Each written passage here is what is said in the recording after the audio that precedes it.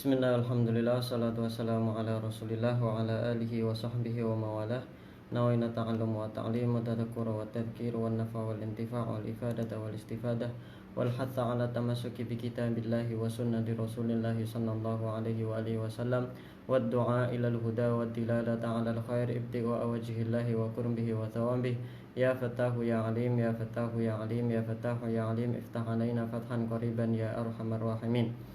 Alhamdulillah, insyaallah pada hari ini kita akan melanjutkan apa yang sudah kita bahas sebelumnya dari pembahasan ilmu fikih yang ada di dalam kitab Safinatun Najah. Insyaallah pada hari ini kita akan membahas masalah air yang dibolehkan atau air yang boleh digunakan untuk bersuci. Qala al-musannifu radhiyallahu anhu wa ankum wa an walidikum wa an masyayikhikum wa an nabikum faslun fi aqsamil ma' wa ahkamihi.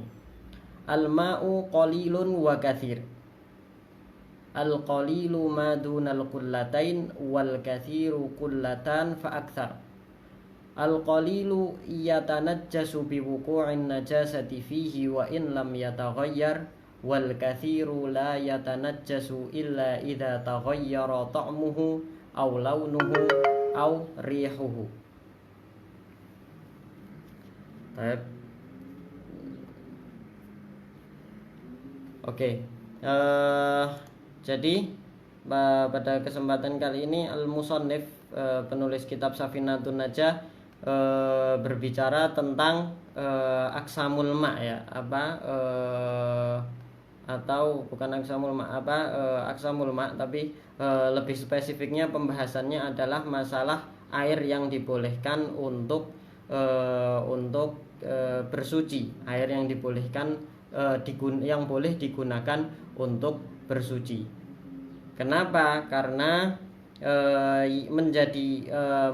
karena kita ada di bab bersuci, ada di bab toharoh, dan salah satu syarat sahnya bersuci itu adalah menggunakan air yang suci dan mensucikan. Jadi bukan hanya air suci saja, tapi air itu harus mempunyai dua sifat, yaitu pertama airnya itu harus suci, dan yang kedua airnya itu mensucikan. Jadi ada air suci yang tidak bisa mensucikan, sebagaimana yang akan kita jelaskan pada hari ini. Oke, air yang suci dan mensucikan itu adalah apa? Al-ma' at-tahur. Ya kan, al-ma' at-tahur itu artinya air yang suci dan mensucikan. Kalau suci saja itu berarti al-ma' at-tahir. Dia suci saja tapi tidak mensucikan. Oke, jadi suci belum tentu mensucikan, tapi kalau sudah mensucikan sudah pasti dia suci. Oke, apa itu air yang bisa suci dan mensucikan? Yaitu air yang mutlak, al-ma' al-mutlak. Apa itu air mutlak? Air mutlak itu adalah air yang belum terjadi perubahan pada sifat air itu dan masih seperti asal muasalnya. Artinya seperti asalnya ketika diciptakan. Artinya air itu masih seperti asalnya. Walaupun terkadang air itu asin karena misalnya dia ada di laut, atau air itu berwarna, misalnya kayak beberapa danau airnya berwarna, tapi dia memang terciptanya seperti itu. Atau air itu wangi, tapi dia memang terciptanya seperti itu.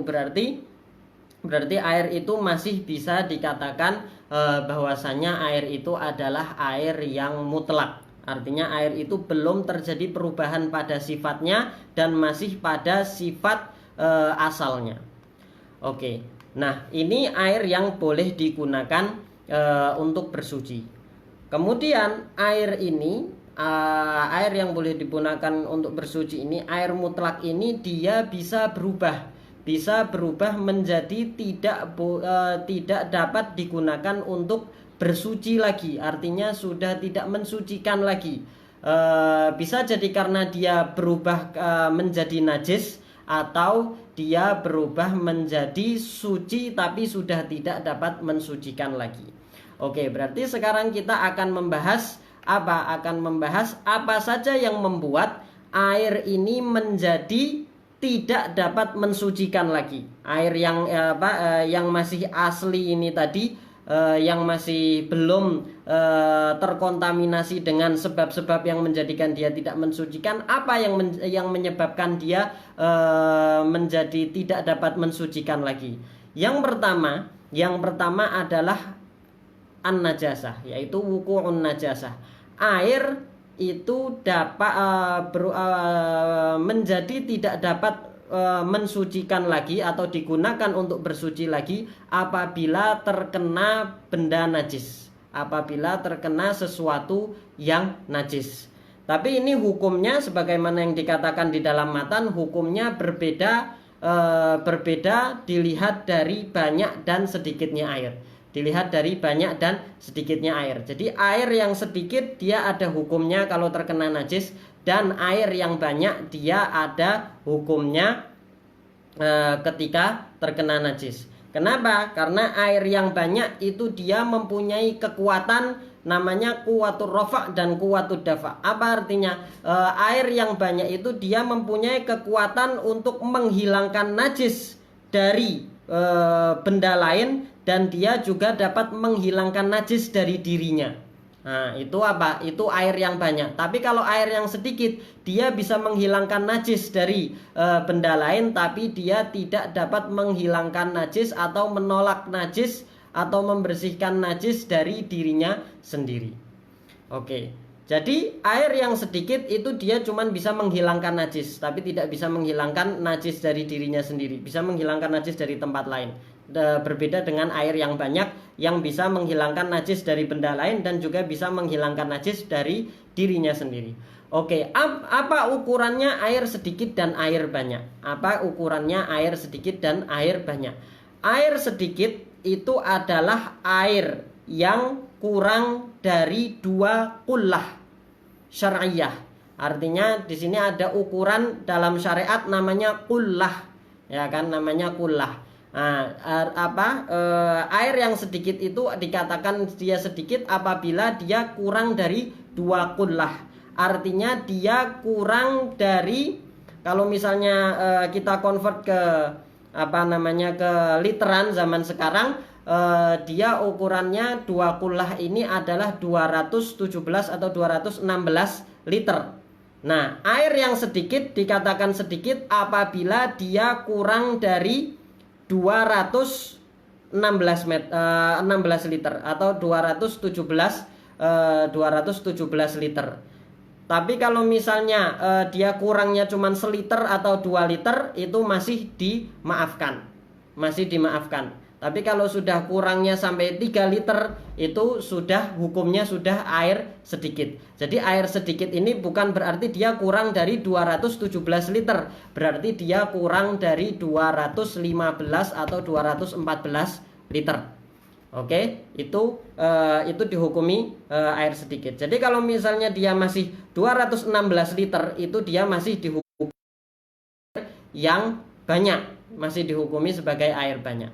Oke, jadi air banyak itu apa? Air banyak itu ukurannya adalah kira-kira 217 liter. Kira-kira 217 liter. Artinya dengan kata kira-kira atau lebih ya, 217 liter atau lebih. Artinya dengan kata kira-kira ini kalau misalnya kurang 2 liter itu masih dimaafkan. Artinya masih hukumnya sama dengan air yang banyak. Berarti kalau misalnya masih 215 liter itu berarti masih apa? Masih dihukumi sebagai air yang banyak. Nah, kalau misalnya kita ngelihat ada air, tapi kita nggak tahu ini berapa liter, kita bisa lihat dari ukurannya. Kalau misalnya tempatnya itu adalah persegi,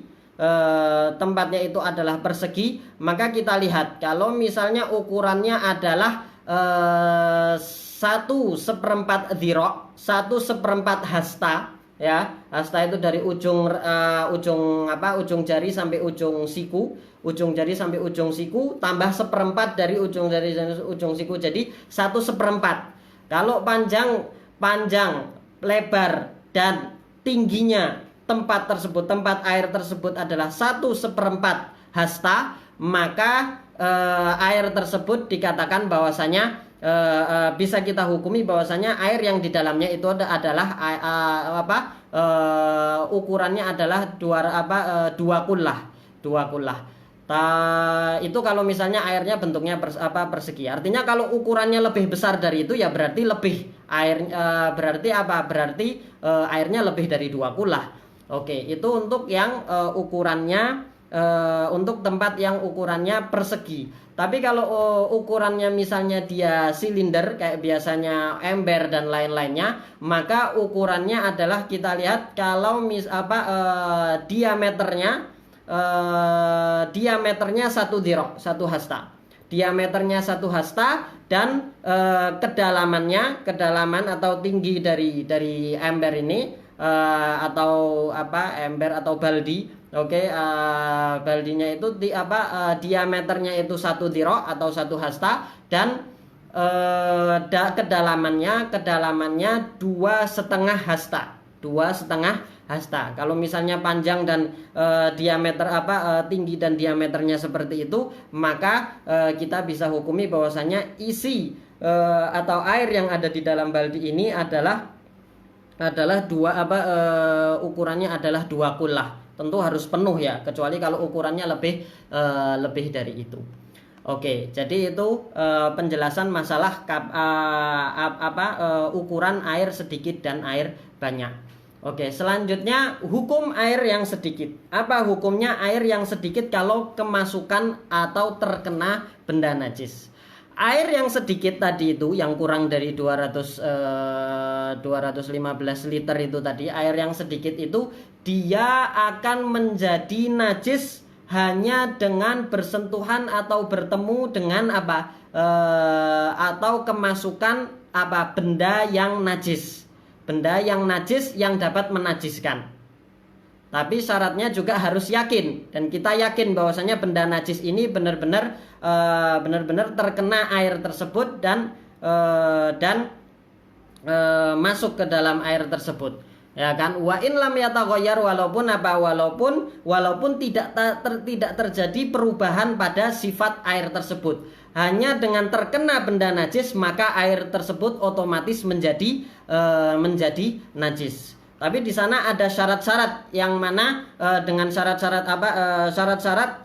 kapan air ini atau air yang sedikit itu menjadi najis. Syarat yang pertama, air itu menjadi najis apabila air itu dimasuki atau kemasukan atau terkena najasah. Artinya benda najis ini yang masuk atau yang mengenai air. Tapi kalau misalnya atau bisa kita simpelkan lagi ibaratnya air ini tidak mengalir. Air ini tidak mengalir. Tapi kalau air ini mengalir mengenai najasah, maka dia tidak benda najis ini tidak membuat air dengan tiga syarat juga. Jadi syarat yang pertama syarat yang pertama air ini menjadi najis apabila air ini tidak mengalir. Tapi apabila air ini mengalir, maka air ini tidak menjadi najis, tidak menjadi najis apabila terkena benda najis dengan tiga syarat, kecuali pada 3 keadaan. Keadaan yang pertama apabila dia mengalir mengenai benda najis kemudian berubah sifat airnya, berubah baunya atau berubah warnanya atau berubah rasanya karena karena terkena najis. Kalau berubah berarti air ini walaupun dia mengalir tetap menjadi najis. Keadaan yang kedua apabila berat air ini bertambah. Artinya berat air ini bertambah. Apabila setelah air yang mengalir ini mengenai najis, beratnya menjadi bertambah. Tapi berat bertambah ini diukurnya bagaimana? Diukurnya dilihat beratnya air ini berapa, kemudian berapa kira-kira yang akan terserap oleh benda yang dialiri, dan berapa kotoran yang dia bawa ketika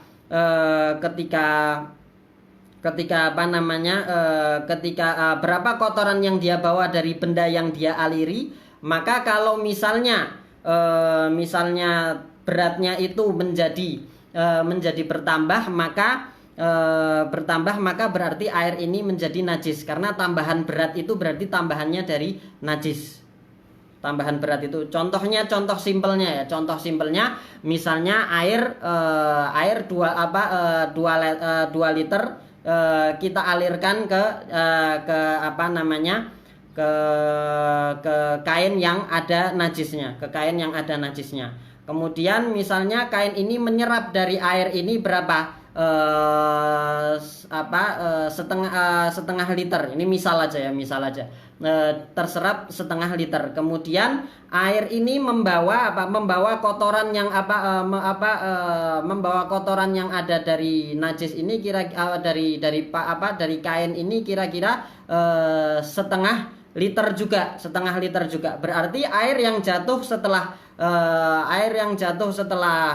mengenai baju ini tetap 2 liter, berarti tidak jadi pertambahan. Oke, artinya tidak ada tambahan setelah dikurangi dan ditambah, setelah dikurangi yang terserap dan setelah ditambah dengan kotoran yang ikut. Kalau misalnya tidak bertambah, maka tidak menjadi najis. Tapi tentunya ini bukan berarti kita setiap mencuci itu kemudian harus mengukur. Artinya tidak ada kewajiban untuk mengukur ini berapa. Artinya karena tadi salah satu syaratnya adalah harus yakin. Selama kita tidak yakin ada tambahan berat, maka ya sudah, hukumnya tetap apa? Hukumnya tetap air ini menjadi suci. Oke, itu syarat yang pertama. Syarat yang kedua apa? Najis yang mengenai air ini, air yang tidak mengalir ini, najis yang mengenai yang tidak mengalir ini adalah najis yang dapat menajiskan air ini. Artinya di sana ada najis yang tidak dapat menajiskan air yang sedikit, yaitu najis-najis yang ma'fu, yaitu najis-najis yang dimaafkan hukumnya. Jadi dia tetap najis tapi tidak dapat menajiskan air tersebut. Tetap najis tapi tidak dapat menajiskan air tersebut. Apa saja najis-najis yang dimaafkan, atau apa saja najis-najis yang tidak dapat menajiskan air yang sedikit? Yang pertama adalah najis yang tidak nampak oleh kasat mata, karena sangat tidak nampak oleh kasat mata, ya, artinya bukan menggunakan mikroskop.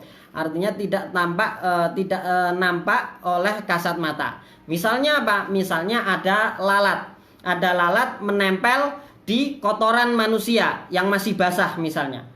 Oke, otomatis apa? Najis dari kotoran itu, a'azakumullah, yang ikut di kaki lalat itu. Kemudian lalat ini masuk ke dalam air. Dengan kaki yang habis menempel di kotoran itu. Pertanyaannya, apakah air ini menjadi najis? Jawabannya, air tidak menjadi najis. Kenapa? Karena najis yang dibawa oleh lalat itu tadi tidak nampak oleh kasat mata, sehingga dia najisnya dimaafkan. Walaupun kita yakin, kita lihat lalat itu habis nempel di kotoran kemudian masuk ke dalam air yang sedikit, maka dimaafkan. Karena apa? Karena najis tersebut tidak nampak oleh mata. Artinya air itu masih bisa digunakan untuk bersuci, masih bisa boleh diminum dan lain-lainnya. Oke, kalau jijik ya sudah, nggak usah diminum. Oke, selanjutnya jadi dia najis itu tidak kasat mata, tidak kasat mata. Jadi kalau misalnya tidak dapat dilihat oleh kasat mata, maka najis itu dimaafkan, tapi dengan syarat tidak disengaja. Dengan syarat apa? Tidak dengan disengaja. Sengaja artinya setelah lalat itu menempel di kotoran kemudian kita tangkap, sengaja kita masukkan ke dalam air, maka apa? Maka air itu menjadi najis kalau airnya sedikit. Kemudian Imam Ibnu Hajar juga mensyaratkan apa? Mensyaratkan najisnya itu bukan najis mughalladhah. Artinya bukan najis anjing dan bukan najis babi. Tapi kalau misalnya misalnya tadi si lalat ini nempelnya di kotoran anjing atau di kotoran babi, kemudian masuk ke air, menurut Imam Ibnu Hajar airnya jadi najis, airnya jadi najis. Tapi Imam Romli berbeda dengan Ibnu Hajar, dengan Imam Ibnu Hajar, Imam Romli mengatakan tetap tidak najis untuk menghindari hal tersebut, itu kata Imam Romli. Oke, ini adalah najis yang dimaafkan yang pertama. Kemudian najis yang dimaafkan juga adalah bangkai dari hewan yang darahnya tidak mengalir ketika ketika dibelah badannya, ketika dibelah badan hewan tersebut semasa hidupnya.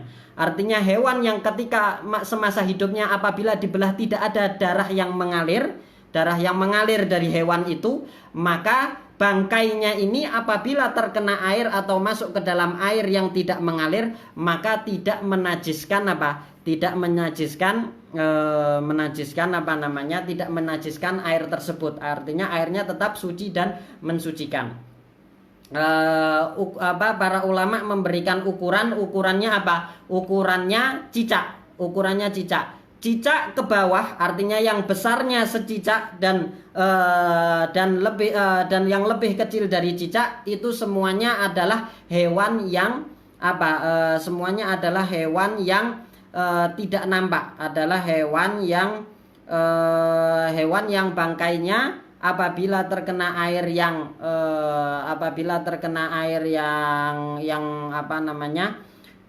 yang roket, yang tidak mengalir, itu tidak menajiskan air tersebut, jadi ma'fu. Oke, tapi kalau misalnya lebih besar dari cicak, maka dia dianggap sebagai hewan yang mengalirkan hewan yang mengalirkan darah apabila dibuka apabila dibedah badannya ketika semasa hidup, sehingga bangkainya ini apabila masuk ke dalam air seperti tikus misalnya, walaupun sekecil apapun tikusnya karena pada asalnya tikus itu besar, apabila masuk ke dalam air maka air itu menjadi najis. Ini bangkai ya, bukan yang masih hidup. Kalau masih hidup dia masih suci. Kalau sudah bangkai itu baru dia najis. Dan ini hewan-hewan yang kecil ini, bangkai hewan ini dia tidak membuat air itu najis dengan syarat yang pertama tidak merubah sifat air, artinya tidak merubah warna, bau, atau tidak merubah warna atau merubah bau atau merubah rasa air tersebut. Tapi kalau misalnya dalam satu gelas masuk banyak semut sehingga semuanya mati, ya kan, semuanya bangkai semut banyak di dalam satu gelas sampai merubah warna warna air tersebut, atau merubah bau air tersebut, atau merubah rasa air tersebut, maka air itu najis, walaupun semut itu walaupun itu adalah bangkai hewan yang darahnya tidak mengalir. Oke. Kemudian syarat yang kedua untuk supaya najis ini tidak dimaafkan adalah tidak sengaja dimasukkan setelah dia mati. Artinya bangkai ini tidak sengaja dimasukkan. Tapi kalau bangkai ini sengaja dimasukkan, maka tidak dimaafkan dan air itu menjadi najis. Oke, selanjutnya juga yang dimaafkan adalah tempat keluar kotorannya hewan yang masih hidup. Hewan suci ya, bukan anjing dan bukan babi. Hewan suci yang masih hidup, tempat keluar kotorannya, azakumullah, duburnya itu kan itu kan pasti dia mengeluarkan kotoran dan pasti masih ada bekas-bekas kotoran. Ketika dia misalnya ada tikus menyeberang di dalam air yang sedikit, apakah air itu menjadi najis? Karena kita tahu bahwasanya tempat keluar kotorannya itu pasti najis, tapi dalam hal ini dia dimaafkan. Karena sulit dihindari. Kemudian juga najis-najis yang dimaafkan juga kotoran ikan, kencingnya ikan, ya kan, itu juga dimaafkan walaupun ada di dalam air yang sedikit karena sulit untuk dihindari selama tidak sengaja dimasukkan tanpa sebab yang jelas. Kemudian juga kotoran burung apabila masuk ke dalam air secara tidak sengaja, kotoran burung tersebut masuk ke dalam air, maka itu juga dimaafkan. Demikian juga kotoran tikus di tempat-tempat yang banyak tikusnya. Apabila kotoran tikus tersebut masuk ke dalam ke dalam air yang menggenang itu tadi, maka itu juga dimaafkan. Tapi syaratnya apa? Syaratnya tempat itu memang banyak tikus. Kalau nggak banyak tikus maka tidak dimaafkan karena mudah untuk dihindari. Kemudian juga kotoran kambing atau kotoran sapi yang tidak sengaja masuk ke dalam susunya ketika diperas, itu juga dimaafkan. Demikian juga sedikit dari dari bulu-bulu hewan yang tidak dimakan seperti kucing dan lain sebagainya. Itu kalau misalnya sedikit dia dimaafkan, kalau banyak tidak dimaafkan. Oke, ini hukum air mutlak, air biasa. Adapun air selain air mutlak seperti madu, teh dan lain-lainnya, itu hukumnya sama. Itu hukumnya apa? Hukumnya sama. Cuman bedanya kalau misalnya air madu dan teh artinya bukan air biasa, bukan air mutlak. Air madu, teh dan lain-lainnya itu dia walaupun dia mengalir tetap apabila terkena najis dia menjadi najis. Oke, selanjutnya adalah air banyak. Air yang banyak ini kalau misalnya dia lebih dari 215 liter ya kan, dia menjadi najis apabila kemasukan najis dan menyebabkan perubahan pada warna atau pada bau atau pada rasa. Oke, hanya perlu 1 dari 3 sifat ini saja yang berubah. Apabila berubah karena kemasukan najis tersebut, maka air tersebut menjadi menjadi najis. Tapi kalau air yang banyak ini kemasukan najis, kemudian tidak terjadi perubahan pada salah satu sifat tadi itu rasa, warna dan bau, maka tidak menjadi najis. Oke. Kemudian disyaratkan juga perubahannya ini harus setelah najis itu masuk. Tapi kalau najis itu masuk kemudian lama setelah itu baru berubah, nah ini tidak dihukumi sebagai najis karena bisa jadi berubah jarak waktu antara masuknya najis dan perubahan itu membuat kita ragu atas sebab perubahan ini. Apakah perubahan ini itu karena najis ini atau bukan karena najis, kecuali apabila ada ahli yang mengatakan dalam masalah kimia ini yang mengatakan bahwasanya ini berubahnya karena najis ini, maka hukumnya juga menjadi najis. Oke. Kemudian selanjutnya kalau misalnya najis yang masuk ke dalam air ini itu hilang sifatnya. Misalnya masuk ke dalam air yang banyak ini tadi, misalnya masuk ke dalam air yang banyak ini air kencing yang hilang sifatnya. Artinya air kencing ini misal aja ya. Artinya semua najis yang hilang najis apapun yang hilang sifatnya. Apa maksudnya hilang sifatnya? Hilang baunya atau hilang rasanya atau hilang baunya atau hilang rasanya atau hilang warnanya. Jadi misalnya kencing ini tidak ada baunya, tidak ada warnanya, tidak ada rasanya. Kemudian masuk ke dalam air yang banyak, sehingga kita tidak tahu apakah air kencing ini merubah air ini menjadi najis atau tidak. Maka dalam keadaan seperti ini kita disunnahkan untuk mengira-ngira dengan sifat dengan dikiaskan. Apabila kita lihat sifat yang hilang ya. Kalau sifat yang hilang adalah semuanya, artinya ketiga sifat itu, maka kita tes kadar kencing air kencing yang tidak ada sifatnya ini yang masuk berapa. Misalnya 1 liter. Oke, kita tes misalnya kita tes dengan apa? Yang pertama warna, kita tes dengan warna tinta. Apabila kita masukkan 1 liter warna tinta, apakah air ini jadi berubah warnanya? Kalau misalnya berubah berarti najis. Kalau tidak berubah maka kita tes dengan sifat selanjutnya, yaitu apa? Bau. Bau kita tes dengan bau apa? Dengan bau kasturi. Kita masuki 1 liter kasturi. Apabila berubah berarti dia apa? Berubah baunya berarti dia najis. Apabila tidak berubah baunya berarti dia tidak najis, dan kita cek ke apa? Kita tes lagi dengan sifat selanjutnya, yaitu rasa. Rasa kita gunakan apa?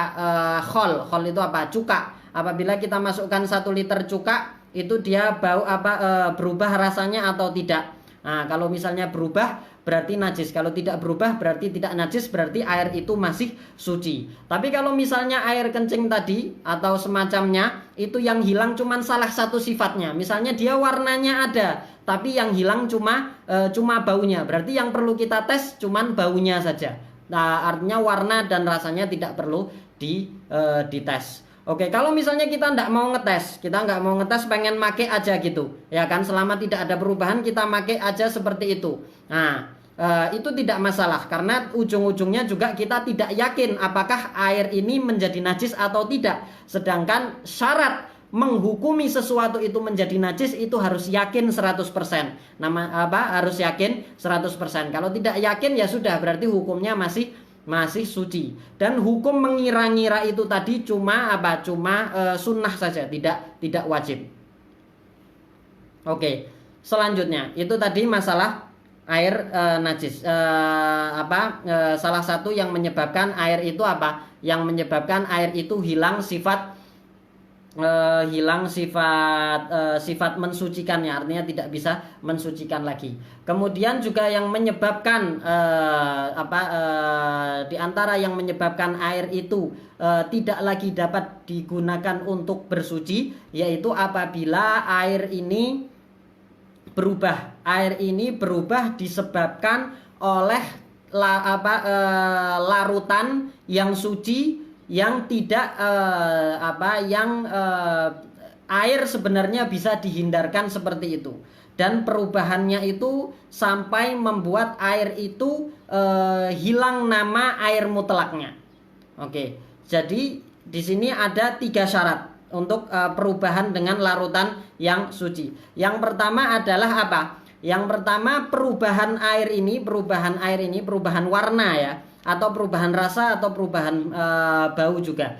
Oke, perubahan air ini yang pertama bimukholid, artinya berubahnya karena sesuatu yang larut ke dalam air. Tapi kalau yang menyebabkan perubahan itu bukan sesuatu yang larut, misalnya seperti kayu dimasukkan ke dalam air kemudian air itu menjadi berubah, menjadi berubah, dan tidak ada bagian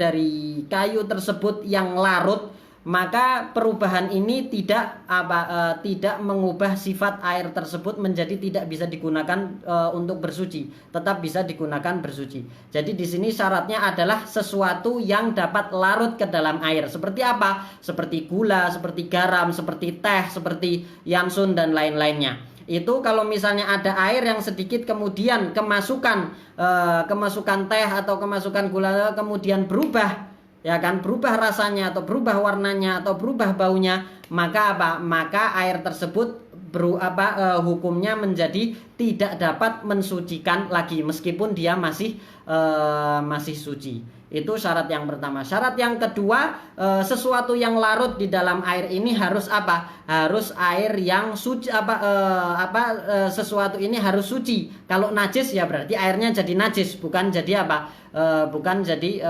jadi suci. Kemudian syarat yang selanjutnya adalah air mudah untuk dihindarkan dari benda tersebut yang menyebabkan perubahan. Tapi kalau air sulit untuk dihindarkan dari benda tersebut, misalnya dia berubah karena tempat airnya, jadi misalnya tempat airnya bak yang baru jadi dari semen sehingga airnya sedikit berubah karena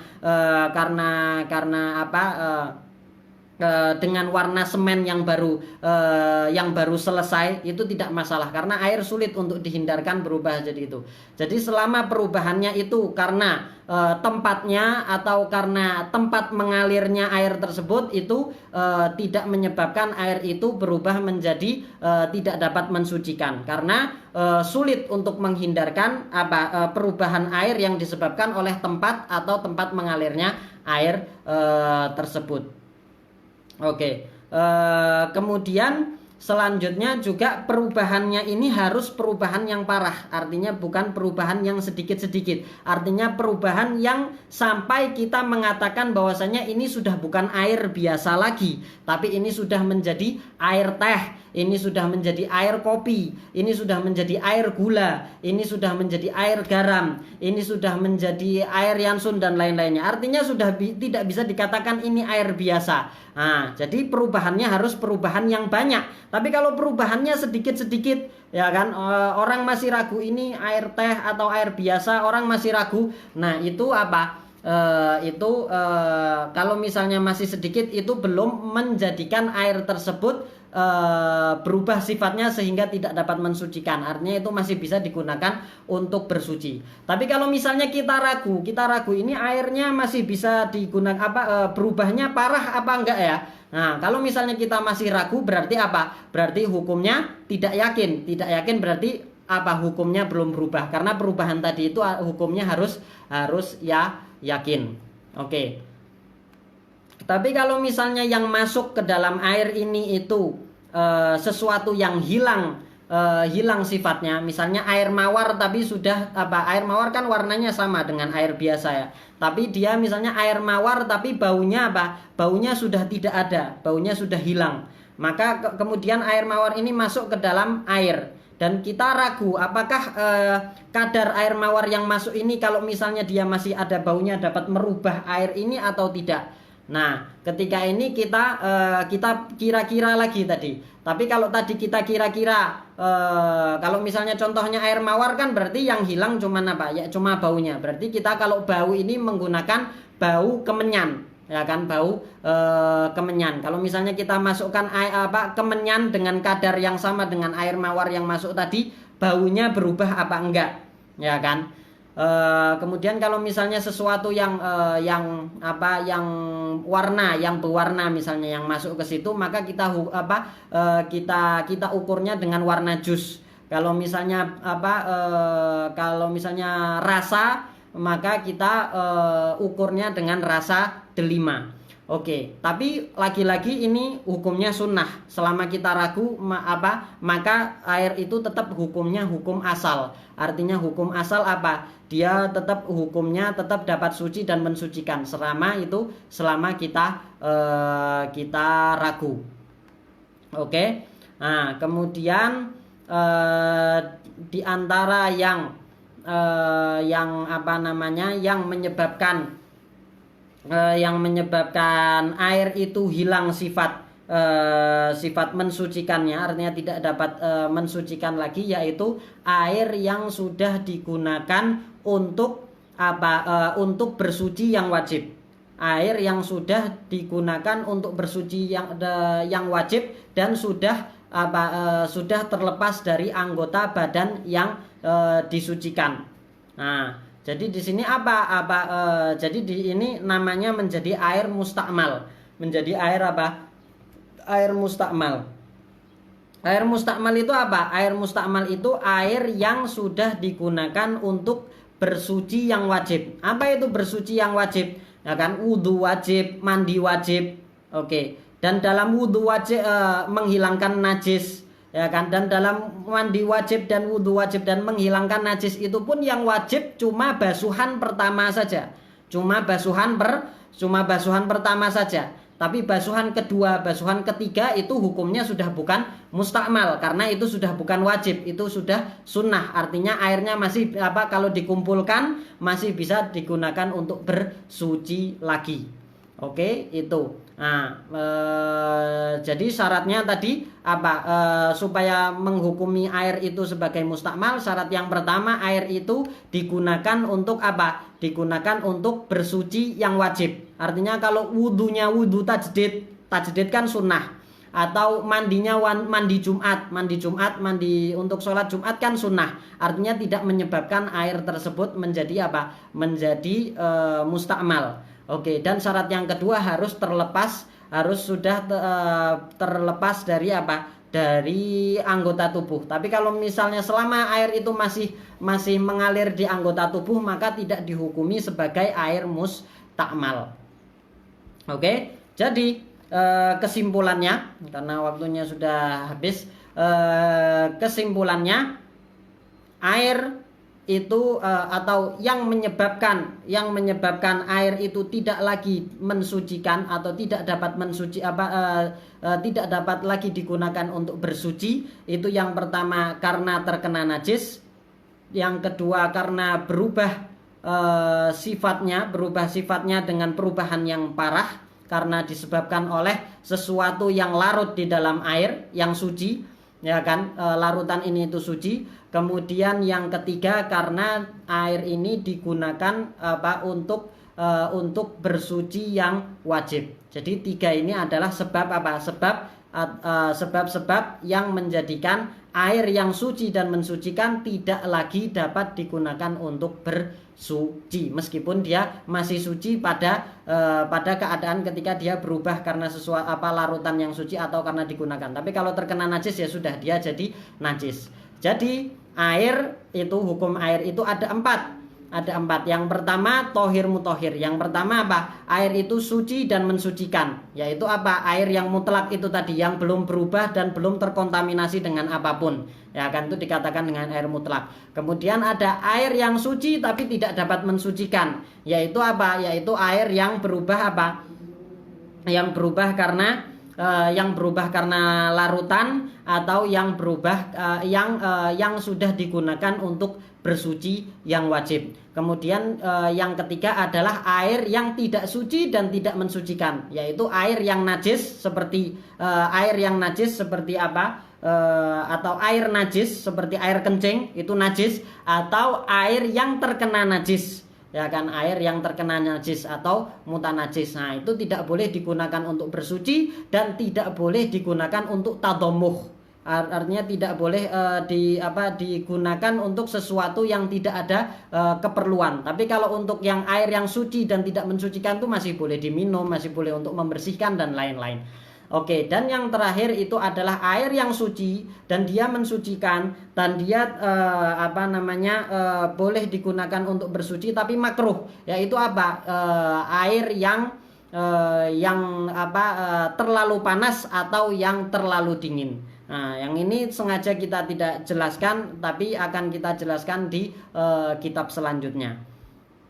Nah, kemudian sebagai faedah terakhir, di sana ada cara-cara di mana kita dapat mengembalikan air-air tadi itu yang tidak suci tadi itu, atau tidak dapat mensucikan itu tadi menjadi suci. Nah, bagaimana caranya? Caranya kalau misalnya dia najis, ya kan, najis dan dia sedikit, ya kan, air sedikit, itu kita bisa jadikan dia suci dengan apa? Dengan menambah air itu sehingga menjadi 2 kulah. Ketika dia sudah menjadi 2 kulah, maka dan tidak ada perubahan karena yang disebabkan oleh najis tadi, maka apa? Maka air tersebut menjadi suci. Demikian juga air yang banyak tadi, yang 2 kulah, kalau misalnya kita kurangi atau kita biarkan saja kemudian kembali seperti semula sifatnya, artinya baunya, warnanya dan rasanya kembali seperti semula, atau dengan kita kurangi, dengan kita pisah-pisah ke tempat-tempat, kemudian kita kumpulkan lagi, kemudian warna, bau dan rasanya sudah hilang, maka itu mengembalikan air yang tadinya najis menjadi suci dan dapat mensucikan lagi. Demikian juga air yang berubah dengan larutan tadi, yang berubah dengan larutan suci tadi, itu juga bisa kita jadikan dia dapat mensucikan lagi apabila perubahannya itu hilang. Demikian juga dengan air mustakmal. Air mustakmal ini tadi juga apabila kita jadikan dia 2 kulah, maka dia menjadi tidak mustakmal lagi. Nah, juga air mustakmal itu hanya berlaku pada air yang sedikit, ya. Artinya kalau air banyak itu tidak akan pernah dihukumi sebagai air mustakmal. Walaupun kemungkinan kalau misalnya air mustakmal yang masuk ke dalam air tersebut itu akan merubah air itu. Tetap selama airnya itu 2 kulah, maka dia tidak dapat merubah air tersebut air yang ukurannya 2 kulah itu tidak akan pernah menjadi mustakmal. Jadi kira-kira ini yang dapat kita sampaikan pada kesempatan kali ini. Wa sallallahu ala sayyidina Muhammadin wa ala alihi wa sahbihi wasallam wal afu minkum.